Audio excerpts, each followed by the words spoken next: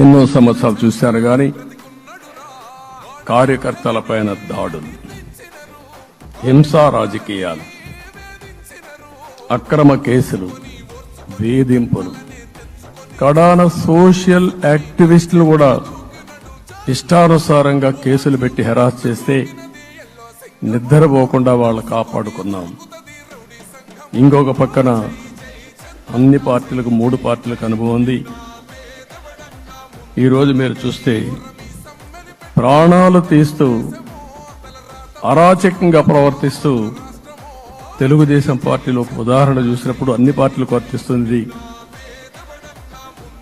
ఏదైతే మన పార్టీకి వ్యతిరేకంగా నేను ఆ పేర్లు చెప్పకూడదు కాబట్టి చెప్పలేదు, కానీ స్లోగన్ ఏమంటే కడాన మెడ మీద కత్తున్న జై తెలుగుదేశం అంటూ ప్రాణాలు వదిలిపెట్టే పరిస్థితికి వచ్చారు.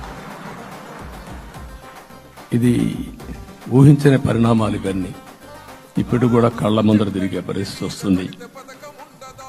అందుకే ఈరోజు మనందరం కూడా ఇవన్నీ గుర్తుపెట్టుకుని, నాకు జరిగిన అవమానాలు చూశారు.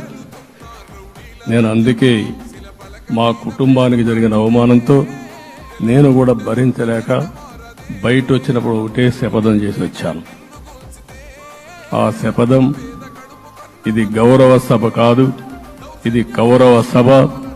ప్రజాక్షేత్రంలో గెలిచి మళ్లీ ఈ సభను గౌరవ సభగా చేసి అడుగు పెడతానని చెప్పి శపథం చేసి బయట వచ్చాను. ఓసారి ఇవన్నీ చరిత్ర.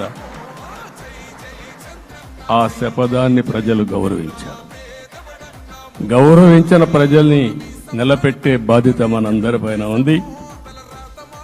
సభను కూడా ఎన్నోసార్లు పవన్ కళ్యాణ్ గారు చెప్పారు, భవిష్యత్తులో ఆంధ్రప్రదేశ్ శాసనసభని ఒక గౌరవ సభగా చేసి ప్రజా సమస్యల్ని చర్చిస్తామని చాలా స్పష్టంగా చెప్పారు.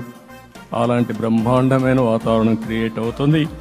దానికి ఒక శాసనసభాపక్ష నాయకుడిగా నేను హామీ ఇస్తున్నా. మళ్లీ ఈ సభను గౌరవ సభగా, ఈరోజు మన పరిపాలన ప్రజా పరిపాలన, ప్రజా ప్రభుత్వంగా మనం ముందుకు పోవాల్సిన అవసరం ఉంది. ముందుకు పోతామని చెప్పి కూడా నేను మీకు తెలియజేస్తున్నా.